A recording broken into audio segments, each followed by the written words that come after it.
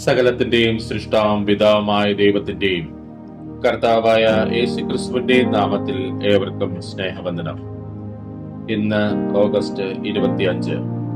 ഇന്ന് നമ്മൾ വായിക്കുന്ന ആദ്യത്തെ വായനാഭാഗം രാജാക്കന്മാർ 1-ാം പുസ്തകം 20-ാം അധ്യായം. രാജാക്കന്മാർ 1-ാം പുസ്തകം 20-ാം അധ്യായം 1-ാം വാക്യം മുതൽ. അരാം രാജാവായ ബെൻഹദദ് തന്റെ സൈന്യത്തെ ഒക്കെയും ഒന്നിച്ചുകൂട്ടി അവനോടുകൂടെ 32 രാജാക്കന്മാരും കുതിരകളും രഥങ്ങളും ഉണ്ടായിരുന്നു. അവൻ പുറപ്പെട്ടു വന്ന് ശമരിയെ നിരോധിച്ച് അതിന്റെ നേരെ യുദ്ധം ചെയ്തു. അവൻ ഇസ്രായേൽ രാജാവായ ആഹാബിന്റെ അടുക്കൽ പട്ടണത്തിലേക്ക് ദൂതന്മാരെ അയച്ച് അവനോട്, നിന്റെ വെള്ളിയും പൊന്നും എനിക്കുള്ളത്, നിന്റെ സൗന്ദര്യമേറിയ ഭാര്യമാരും പുത്രന്മാരും എനിക്കുള്ളവർ എന്നിങ്ങനെ ബെൻഹദദ് പറയുന്നു എന്ന് പറയിച്ചു. അതിന് ഇസ്രായേൽ രാജാവ്, എന്റെ യജമാന രാജാവേ, നീ പറഞ്ഞതുപോലെ ഞാനും എനിക്കുള്ളതൊക്കെയും നിനക്കുള്ളത് തന്നെ എന്ന് മറുപടി പറഞ്ഞയച്ചു. ദൂതന്മാർ വീണ്ടും വന്ന്, ബെൻഹദദ് ഇപ്രകാരം പറയുന്നു, നിന്റെ വെള്ളിയും പൊന്നും നിന്റെ ഭാര്യമാരെയും നിന്റെ പുത്രന്മാരെയും എനിക്ക് തരണമെന്ന് ഞാൻ പറഞ്ഞയച്ചുവല്ലോ. നാളെ ഈ നേരത്ത് ഞാൻ എന്റെ ഭൃത്യന്മാരെ നിന്റെ അടുക്കലയക്കും. അവർ നിന്റെ അരമനയും നിന്റെ ഭൃത്യന്മാരുടെ വീടുകളും ശോധന ചെയ്ത് നിനക്ക് ഇഷ്ടമുള്ളതൊക്കെയും കൈക്കലാക്കി കൊണ്ടുപോരും എന്ന് പറഞ്ഞു. അപ്പോൾ ഇസ്രായേൽ രാജാവ് ദേശത്തുള്ള എല്ലാ മൂപ്പന്മാരെയും വരുത്തി, അവൻ ദോഷം ഭാവിക്കുന്നത് നോക്കിക്കൊള്ളുവിൻ. എന്റെ ഭാര്യമാരെയും പുത്രന്മാരെയും എന്റെ വെള്ളിയും പൊന്നും അവൻ ആളയച്ച് ചോദിച്ചു, എന്നാൽ ഞാൻ വിരോധിച്ചില്ല എന്ന് പറഞ്ഞു. എന്നാൽ മൂപ്പന്മാരും സകല ജനവും അവനോട്, നീ കേൾക്കരുത്, സമ്മതിക്കുകയും അരുത് എന്ന് പറഞ്ഞു. ആകയാൽ അവൻ ബെൻഹദദിന്റെ ദൂതന്മാരോട്, നിങ്ങൾ എന്റെ യജമാന രാജാവിനോട്, നീ ആദ്യം അടിയന്റെ അടുക്കൽ പറഞ്ഞയച്ചതൊക്കെയും ചെയ്തു കൊള്ളാം, എന്നാൽ ഈ കാര്യം എനിക്ക് ചെയ്യുവാൻ കഴിവില്ല എന്ന് ബോധിപ്പിക്കണമെന്ന് പറഞ്ഞു. ദൂതന്മാർ ചെന്ന് ഈ മറുപടി ബോധിപ്പിച്ചു. ബെൻഹദദ് അവന്റെ അടുക്കൽ ആളയച്ച്, എന്നോട് കൂടെയുള്ള എല്ലാ പടജനത്തിനും കൈക്ക് ഒരു പിടി വാരുവാൻ ശമരിയിലെ പൊടി മതിയാകുമെങ്കിൽ ദേവന്മാർ എന്നോട് തക്കവണ്ണവും അധികവും ചെയ്യട്ടെ എന്ന് പറയിച്ചു. അതിന് ഇസ്രായേൽ രാജാവ്, വാൾ അരക്കി കെട്ടുന്നവൻ അഴിച്ചു കളയുന്നവനെ പോലെ വമ്പ് പറയരുത് എന്ന് അവനോട് പറവിൻ എന്ന് ഉത്തരം പറഞ്ഞു. എന്നാൽ അവനും രാജാക്കന്മാരും മണിപ്പന്തലിൽ കുടിച്ചുകൊണ്ടിരിക്കുമ്പോൾ ഈ വാക്ക് കേട്ടിട്ട് തന്റെ ഭൃത്യന്മാരോട്, ഒരുങ്ങിക്കൊള്ളുവിൻ എന്ന് കൽപ്പിച്ചു. അങ്ങനെ അവർ പട്ടണത്തിന്റെ നേരെ യുദ്ധത്തിനൊരുങ്ങി. എന്നാൽ ഒരു പ്രവാചകൻ ഇസ്രായേൽ രാജാവായ ആഹാബിന്റെ അടുക്കൽ വന്ന്, യഹോവ ഇപ്രകാരം അരുളി ചെയ്യുന്നു, ഈ മഹാസംഘത്തെ ഒക്കെയും കണ്ടു, ഞാൻ ഇന്ന് അതിനെ നിന്റെ കയ്യിൽ ഏൽപ്പിക്കും. ഞാൻ യഹോവ എന്ന് നീ അറിയും എന്ന് പറഞ്ഞു. ആരെ കൊണ്ട് എന്ന് ആഹാബ് ചോദിച്ചതിന് അവൻ, ദേശാധിപതികളുടെ ബാല്യക്കാരെ കൊണ്ട് എന്ന് യഹോവ അരുളി ചെയ്യുന്നു എന്ന് പറഞ്ഞു. ആർ പട തുടങ്ങണം എന്ന് ചോദിച്ചതിന്, നീ തന്നെ എന്ന് അവൻ ഉത്തരം പറഞ്ഞു. അവൻ ദേശാധിപതികളുടെ ബാല്യക്കാരെ എണ്ണി നോക്കി. അവർ 232 പേരായിരുന്നു. അവരുടെ ശേഷം അവൻ ഇസ്രായേൽ മക്കളുടെ പടജനത്തെ ഒക്കെയും എണ്ണി 7000 പേർ എന്ന് കണ്ടു. അവർ ഉച്ച സമയത്ത് പുറപ്പെട്ടു. എന്നാൽ ബെൻഹദദ് തനിക്ക് തുണയായിരുന്ന 32 രാജാക്കന്മാരോട് കൂടെ മണിപ്പന്തലിൽ കുടിച്ചു മത്തനായിരുന്നു. ദേശാധിപതികളുടെ ബാല്യക്കാർ ആദ്യം പുറപ്പെട്ട് ബെൻഹദദ് ആളയച്ച് അന്വേഷിച്ചാറെ ശമരിയിൽ നിന്ന് ആളുകൾ വരുന്നുണ്ടെന്ന് അറിവ് കിട്ടി. അപ്പോൾ അവർ സമാധാനത്തിന് വരുന്നെങ്കിലും അവരെ ജീവനോട് പിടിപ്പിൻ, അവർ യുദ്ധത്തിന് വരുന്നെങ്കിലും അവരെ ജീവനോട് പിടിപ്പിൻ എന്ന് കൽപ്പിച്ചു. പട്ടണത്തിൽ നിന്ന് പുറപ്പെട്ടു വന്നതോ ദേശാധിപതികളുടെ ബാല്യക്കാരും അവരെ തുടർന്നു പോകുന്ന സൈന്യവുമായിരുന്നു. അവർ ഓരോരുത്തരും താന്താന്റെ നേരെ വരുന്നവരെ കൊന്നു. അരാമ്യർ ഓടിപ്പോയി. ഇസ്രായേൽ അവരെ പിന്തുടർന്നു. അരാം രാജാവായ ബെൻഹദദ് കുതിരപ്പുറത്ത് കയറി കുതിരച്ചേവകരുടെ കൂടെ ചാടിപ്പോയി. പിന്നെ ഇസ്രായേൽ രാജാവ് പുറപ്പെട്ട് കുതിരകളെയും രഥങ്ങളെയും പിടിച്ച് അരാമ്യരെ കഠിനമായി തോൽപ്പിച്ചു കളഞ്ഞു. അതിന്റെ ശേഷം ആ പ്രവാചകൻ ഇസ്രായേൽ രാജാവിന്റെ അടുക്കൽ ചെന്ന് അവനോട്, ധൈര്യപ്പെട്ട് ചെന്ന് നീ ചെയ്യുന്നത് കരുതിക്കൊള്ളുക. ഇനിയത്തെ ആണ്ടിൽ അരാം രാജാവ് നിന്റെ നേരെ പുറപ്പെട്ടു വരും എന്ന് പറഞ്ഞു. അരാം രാജാവിനോട് അവന്റെ ഭൃത്യന്മാർ പറഞ്ഞത്, അവരുടെ ദേവന്മാർ പർവ്വത ദേവന്മാരാകുന്നു, അതുകൊണ്ടത്രേ അവർ നമ്മെ തോൽപ്പിച്ചത്. സമഭൂമിയിൽ വെച്ച് അവരോട് യുദ്ധം ചെയ്താൽ നാം അവരെ തോൽപ്പിക്കും. അതുകൊണ്ട് നീ ഒരു കാര്യം ചെയ്യണം, ആ രാജാക്കന്മാരെ അവനവന്റെ സ്ഥാനത്ത് നിന്ന് മാറ്റി അവർക്ക് പകരം ദേശാധിപതിമാരെ നിയമിക്കണം. പിന്നെ നിനക്ക് നഷ്ടമായി പോയ സൈന്യത്തിന് സമമായ ഒരു സൈന്യത്തെയും കുതിരപ്പടയ്ക്ക് സമമായ കുതിരപ്പടയും രഥങ്ങൾക്ക് സമമായ രഥങ്ങളെയും ഒരുക്കിക്കൊള്ളുക. എന്നിട്ട് നാം സമഭൂമിയിൽ വെച്ച് അവരോട് യുദ്ധം ചെയ്യുക. നാം അവരെ തോൽപ്പിക്കും നിശ്ചയം.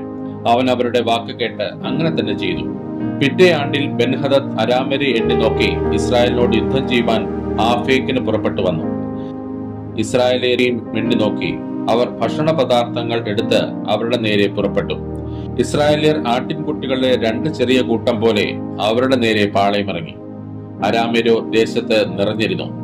ഒരു ദൈവപുരുഷൻ അടുത്തു വന്ന് ഇസ്രായേൽ രാജാവിനോട്, യഹോവ ഇപ്രകാരം അരുളിച്ചെയ്യുന്നു, യഹോവ പർവ്വത ദേവനാകുന്നു, താഴ്വര ദേവനല്ല എന്ന് അരാമ്യർ പറകൊണ്ട് ഞാൻ ഈ മഹാസംഘത്തെ ഒക്കെയും നിന്റെ കയ്യിൽ ഏൽപ്പിക്കും.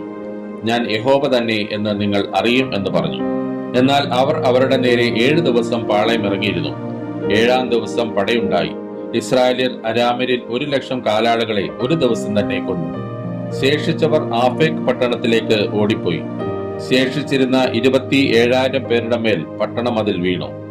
ബെൻഹദദ് ഓടി പട്ടണത്തിനകത്ത് കടന്ന് ഒരു ഉള്ളറയിൽ ഒളിച്ചു. അവന്റെ ഭൃത്യന്മാർ അവനോട്, ഇസ്രായേൽ ഗൃഹത്തിലെ രാജാക്കന്മാർ ദയുള്ള രാജാക്കന്മാർ എന്ന് ഞങ്ങൾ കേട്ടിട്ടുണ്ട്. ഞങ്ങൾ അരയ്ക്ക് രട്ടും തലയിൽ കയറും കെട്ടി ഇസ്രായേൽ രാജാവിന്റെ അടുക്കൽ ചെല്ലട്ടെ. ഒരുപക്ഷെ അവൻ നിന്നെ ജീവനോടെ രക്ഷിക്കുമെന്ന് പറഞ്ഞു. അങ്ങനെ അവർ അരയ്ക്ക് രട്ടും തലയിൽ കയറും കെട്ടി ഇസ്രായേൽ രാജാവിന്റെ അടുക്കൽ ചെന്ന്, എന്റെ ജീവനെ രക്ഷിക്കണമേ എന്ന് നിന്റെ ദാസനായ ബെൻഹദദ് അപേക്ഷിക്കുന്നു എന്ന് പറഞ്ഞു. അതിനവൻ, അവൻ ജീവനോടെ ഇരിക്കുന്നുവോ? അവൻ എന്റെ സഹോദരൻ തന്നെ എന്ന് പറഞ്ഞു. ആ പുരുഷന്മാർ അത് ശുഭലക്ഷണം എന്ന് ധരിച്ച് ബന്ധപ്പെട്ട് അവന്റെ വാക്ക് പിടിച്ച്, അതെ, നിന്റെ സഹോദരൻ ബെൻഹദദ് എന്ന് പറഞ്ഞു. അതിനവൻ, നിങ്ങൾ ചെന്ന് അവനെ കൂട്ടിക്കൊണ്ടുവരുവിൻ എന്ന് പറഞ്ഞു. ബെൻഹദദ് അവന്റെ അടുക്കൽ പുറത്തേക്ക് വന്നു. അവൻ അവനെ രഥത്തിൽ കയറ്റി. അവൻ അവനോട്, എന്റെ അപ്പൻ നിന്റെ അപ്പനോട് പിടിച്ചടക്കിയ പട്ടണങ്ങളെ ഞാൻ മടക്കിത്തരാം. എന്റെ അപ്പൻ ശമരിയിൽ ഉണ്ടാക്കിയതുപോലെ നീ ദമശ്കേക്കിൽ നിനക്ക് തെരുവീഥികളെ ഉണ്ടാക്കിക്കൊള്ളുക എന്ന് പറഞ്ഞു. അതിന് ആഹാബ്, ഈ ഉടമ്പടി മേൽ ഞാൻ നിന്നെ വിട്ടയക്കാം എന്ന് പറഞ്ഞു. അങ്ങനെ അവൻ അവനോട് ഉടമ്പടി ചെയ്ത് അവനെ വിട്ടയച്ചു. എന്നാൽ പ്രവാചക ശിഷ്യന്മാരിൽ ഒരുത്തൻ യഹോവയുടെ കൽപ്പന പ്രകാരം തന്റെ ചങ്ങാതിയോട്, എന്നെ അടിക്കണമേ എന്ന് പറഞ്ഞു. എന്നാൽ അവനെ അടിപ്പാൻ മനസ്സായില്ല. അവൻ അവനോട്, നീ യഹോവയുടെ വാക്ക് അനുസരിക്കായികൊണ്ട് നീ എന്നെ വിട്ടു പുറപ്പെട്ട ഉടനെ ഒരു സിംഹം നിന്നെ കൊല്ലും എന്ന് പറഞ്ഞു. അവനെ വിട്ടു പുറപ്പെട്ട ഉടനെ ഒരു സിംഹം അവനെ കണ്ട് കൊന്നുകളഞ്ഞു. പിന്നെ അവൻ മറ്റൊരുത്തനെ കണ്ട്, എന്നെ അടിക്കണമേ എന്ന് പറഞ്ഞു. അവനെ അടിച്ച് മുറിവേൽപ്പിച്ചു. പ്രവാചകൻ ചെന്ന് വഴിയിൽ രാജാവിനെ കാത്തിരുന്നു. അവൻ തലപ്പാവ് കണ്ണുവരെ താഴ്ത്തിക്കെട്ടി വേഷം മാറി നിന്നു. രാജാവ് കടന്നു പോകുമ്പോൾ അവൻ രാജാവിനോട് വിളിച്ചു പറഞ്ഞത്, അടിയൻ പടയുടെ നടുവിൽ ചെന്നിരുന്നു. അപ്പോൾ ഇതാ ഒരുത്തൻ തിരിഞ്ഞ് എന്റെ അടുക്കൽ ഒരാളെ കൊണ്ടുവന്ന്, ഇവനെ സൂക്ഷിക്കണം, ഇവനെ കാണാതെ പോയാൽ നിന്റെ ജീവൻ അവന്റെ ജീവന് പകരം ഇരിക്കും, അല്ലെങ്കിൽ നീ ഒരു താലന്ത് വെള്ളി തൂക്കി തരേണ്ടി വരും എന്ന് പറഞ്ഞു. എന്നാൽ അടിയൻ അങ്ങും ഇങ്ങും ബദ്ധപ്പാടായിരിക്കുമ്പോൾ അവനെ കാണാതെ പോയി. അതിന് ഇസ്രായേൽ രാജാവ് അവനോട്, നിന്റെ വിധി അങ്ങനെ തന്നെ ആയിരിക്കട്ടെ, നീ തന്നെ തീർച്ചയാക്കിയല്ലോ എന്ന് പറഞ്ഞു. തൽക്ഷണം അവന്റെ കണ്ണിന്മേൽ നിന്ന് തലപ്പാവ് നീക്കി. അപ്പോൾ അവൻ ഒരു പ്രവാചകനെന്ന് ഇസ്രായേൽ രാജാവ് അറിഞ്ഞു. അവനോട്, യഹോവ ഇപ്രകാരം അരുളിച്ചെയ്യുന്നു, നാശത്തിനായിട്ട് ഞാൻ നിയമിച്ച ആളെ നീ വിട്ടയച്ച കൊണ്ട് നിന്റെ ജീവൻ അവന്റെ ജീവനും നിന്റെ ജനം അവന്റെ ജനത്തിനും പകരമായിരിക്കും എന്ന് പറഞ്ഞു. അതുകൊണ്ട് ഇസ്രായേൽ രാജാവ് വ്യസനവും നീരസവും ഉള്ളവനായി അരമിലേക്ക് പുറപ്പെട്ട് ശമരിയിൽ എത്തി. ഇന്ന് നമ്മൾ വായിക്കുന്ന രണ്ടാമത്തെ വായനാഭാഗം യിരെമ്യാ പ്രവാചകന്റെ പുസ്തകം 47-ാം അധ്യായം. യിരെമ്യാ പ്രവാചകന്റെ പുസ്തകം 47-ാം അധ്യായം 1-ാം വാക്യം മുതൽ. ഫറവോൻ ഗസയെ തോൽപ്പിച്ചതിന് മുമ്പേ ഫെലിസ്ത്യരെ കുറിച്ച് യിരെമ്യാ പ്രവാചകന് യഹോവയിൽ നിന്നുണ്ടായ അരുളപ്പാട്. യഹോവ ഇപ്രകാരം അരുളിച്ചെയ്യുന്നു, വടക്ക് നിന്ന് വെള്ളം പൊങ്ങി കവിഞ്ഞൊഴുകുന്ന നദിയാകും. അത് ദേശത്തിന്മേലും അതിലുള്ള സകലത്തിന്മേലും പട്ടണത്തിന്മേലും അതിൽ പാർക്കുന്നവരുടെ മേലും കവിഞ്ഞൊഴുകും. അപ്പോൾ മനുഷ്യർ നിലവിളിക്കും, ദേശനിവാസികളൊക്കെയും മുറയിടും. അവന്റെ ബലമുള്ള കുതിരകളുടെ കുളമ്പൊച്ചയും അവന്റെ രഥങ്ങളുടെ കോശവും ചക്രങ്ങളുടെ ആരവവും നിമിത്തം ധൈര്യം ക്ഷയിച്ച് അപ്പന്മാർ മക്കളെ തിരിഞ്ഞു നോക്കുകയില്ല. ഫെലിസ്ത്യരെയൊക്കെയും നശിപ്പിപ്പാനും സോരിലും സീദോനിലും ശേഷിച്ചിരിക്കുന്ന സകല സഹായകന്മാരെയും ഛേദിച്ചു കളവാനുമുള്ള ദിവസം വരുന്നത് കൊണ്ട് തന്നെ കഫ്തോർ കടൽ പുറത്ത് ശേഷിപ്പുള്ള ഫെലിസ്ത്യരെ യഹോവ നശിപ്പിക്കും. ഗസയ്ക്ക് കഷണ്ടി വന്നിരിക്കുന്നു. അവരുടെ താഴ്വരയിലെ ശേഷിപ്പായ അസ്കലോൻ മുടിഞ്ഞുപോയി. എത്രത്തോളം നീ നിന്നെ തന്നെ മുറിവേൽപ്പിക്കും? അയ്യോ യഹോവയുടെ വാളെ, നീ എത്രത്തോളം വിശ്രമിക്കാതെ ഇരിക്കും? നിന്റെ ഉറയിൽ കടക്ക, വിശ്രമിച്ച് അടങ്ങിയിരിക്ക. അസ്കലോനും സമുദ്രതീരത്തിനും വിരോധമായി യഹോവ കൽപ്പന കൊടുത്തിരിക്കെ അടങ്ങിയിരിപ്പാൻ അതിന് എങ്ങനെ കഴിയും? അവിടേക്ക് അവൻ അതിനെ നിയോഗിച്ചുവല്ലോ. ഇന്ന് നമ്മൾ വായിക്കുന്ന മൂന്നാമത്തെ വായനാഭാഗം അപ്പോസ്തലനായ പൗലോസ് കൊരിന്ത്യർക്കെഴുതിയ 1-ാം ലേഖനം 6-ാം അധ്യായം. അപ്പോസ്തലനായ പൗലോസ് കൊരിന്ത്യർക്കെഴുതിയ 1-ാം ലേഖനം 6-ാം അധ്യായം 1-ാം വാക്യം മുതൽ. നിങ്ങളിൽ ഒരുത്തിന് മറ്റൊരുത്തിനോട് ഒരു കാര്യമുണ്ടെങ്കിൽ വിശുദ്ധന്മാരുടെ മുമ്പാകെ അല്ല, അഭക്തന്മാരുടെ മുമ്പിൽ വ്യവഹാരത്തിന് പോകുവാൻ തുനിയുന്നുവോ? വിശുദ്ധന്മാർ ലോകത്തെ വിധിക്കും എന്ന് അറിയുന്നില്ലയോ? ലോകത്തെ നിങ്ങൾ വിധിക്കുമെങ്കിൽ ഏറ്റവും ചെറിയ സംഗതികളെ വിധിപ്പാൻ നിങ്ങൾ അയോഗ്യരോ? നാം ദൂതന്മാരെ വിധിക്കും എന്ന് നിങ്ങൾ അറിയുന്നില്ലയോ? ഐഹിക കാര്യങ്ങളെ എത്രയധികം! എന്നാൽ നിങ്ങൾക്ക് ഐഹിക കാര്യങ്ങളെക്കുറിച്ച് വ്യവഹാരമുണ്ടെങ്കിൽ വിധിപ്പാൻ സഭ ഗണ്യമാക്കാത്തവരെ ഇരുത്തുന്നുവോ? നിങ്ങൾക്ക് ലജ്ജയ്ക്കായി ഞാൻ ചോദിക്കുന്നു. ഇങ്ങനെ സഹോദരന്മാർക്ക് മധ്യേ കാര്യം തീർപ്പാൻ പ്രാപ്തിയുള്ള ഒരു ജ്ഞാനിയും നിങ്ങളുടെ ഇടയിൽ ഇല്ലയോ? അല്ല, സഹോദരൻ സഹോദരനോട് വ്യവഹരിക്കുന്നു, അതും അവിശ്വാസികളുടെ മുമ്പിൽ തന്നെ. നിങ്ങൾക്ക് തമ്മിൽ വ്യവഹാരമുണ്ടാകുന്നത് തന്നെ കേവലം പോരായ്മയാകുന്നു. അതിനു പകരം നിങ്ങൾ അന്യായം സഹിച്ചു കൊള്ളാത്തത് എന്ത്? നഷ്ടം ഏറ്റുകൊള്ളാത്തത് എന്ത്? അല്ല, നിങ്ങൾ അന്യായം ചെയ്യുകയും നഷ്ടം വരുത്തുകയും ചെയ്യുന്നു, അതും സഹോദരന്മാർക്ക് തന്നെ. അന്യായം ചെയ്യുന്നവർ ദൈവരാജ്യം അവകാശമാക്കുകയില്ല എന്ന് അറിയുന്നില്ലയോ? നിങ്ങളെ തന്നെ വഞ്ചിക്കാതിരിപ്പിൻ.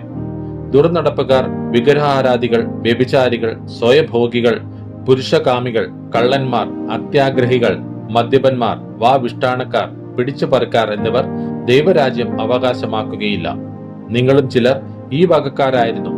എങ്കിലും നിങ്ങൾ കർത്താവായ യേശുക്രിസ്തുവിന്റെ നാമത്തിലും നമ്മുടെ ദൈവത്തിന്റെ ആത്മാവിനാലും നിങ്ങളെ തന്നെ കഴുകി ശുദ്ധീകരണവും നീതീകരണവും പ്രാപിച്ചിരിക്കുന്നു. സകലത്തിനും എനിക്ക് കർത്തവ്യമുണ്ട്, എങ്കിലും സകലവും പ്രയോജനമുള്ളതല്ല. സകലത്തിനും എനിക്ക് കർത്തവ്യമുണ്ട്, എങ്കിലും ഞാൻ യാതൊന്നിനും അധീനനാകയില്ല. ഭോജ്യങ്ങൾ വയറ്റിനും വയറ് ഭോജ്യങ്ങൾക്കും ഉള്ളത്, എന്നാൽ ദൈവം ഇതിനെയും അതിനെയും ഇല്ലായ്മയാക്കും. ശരീരമോ ദുർനടപ്പിനല്ല, കർത്താവിനത്രേ, കർത്താവ് ശരീരത്തിനും. എന്നാൽ ദൈവം കർത്താവിനെ ഉയർപ്പിച്ചതുപോലെ നമ്മയും തന്റെ ശക്തിയാൽ ഉയർപ്പിക്കും. നിങ്ങളുടെ ശരീരങ്ങൾ ക്രിസ്തുവിന്റെ അവയവങ്ങൾ ആകുന്നു എന്ന് അറിയുന്നില്ലയോ? ക്രിസ്തുവിന്റെ അവയവങ്ങളെ ഞാൻ എടുത്ത് വേശ്യയുടെ അവയവങ്ങൾ ആക്കാമോ? ഒരു നാളും അരുത്. വേശ്യയോട് പറ്റിച്ചേരുന്നവൻ അവളുമായി ഏക ശരീരമാകുന്നു എന്ന് നിങ്ങൾ അറിയുന്നില്ലയോ? ഇരുവരും ഒരു ദേഹമായി തീരും എന്നുണ്ടല്ലോ. കർത്താവിനോട് പറ്റിച്ചേരുന്നവനോ അവനുമായി ഏകാത്മാവ് ആകുന്നു. ദുർനടപ്പ് വിട്ടോടുവിൻ. മനുഷ്യൻ ചെയ്യുന്ന ഏത് പാപവും ശരീരത്തിന് പുറത്താകുന്നു. ദുർനടപ്പുകാരനോ സ്വന്തം ശരീരത്തിന് വിരോധമായി പാപം ചെയ്യുന്നു. ദൈവത്തിന്റെ ദാസന്മാരായി നിങ്ങളിലിരിക്കുന്ന പരിശുദ്ധാത്മാവിന്റെ മന്ദിരമാകുന്നു നിങ്ങളുടെ ശരീരമെന്നും നിങ്ങളെ വിലയ്ക്ക് വാങ്ങിയിരിക്കാൻ നിങ്ങൾ താന്താങ്ങൾക്കുള്ളവരല്ല എന്നും അറിയുന്നില്ലയോ? ആകയാൽ നിങ്ങളുടെ ശരീരം കൊണ്ട് ദൈവത്തെ മഹത്വപ്പെടുത്തുവിൻ.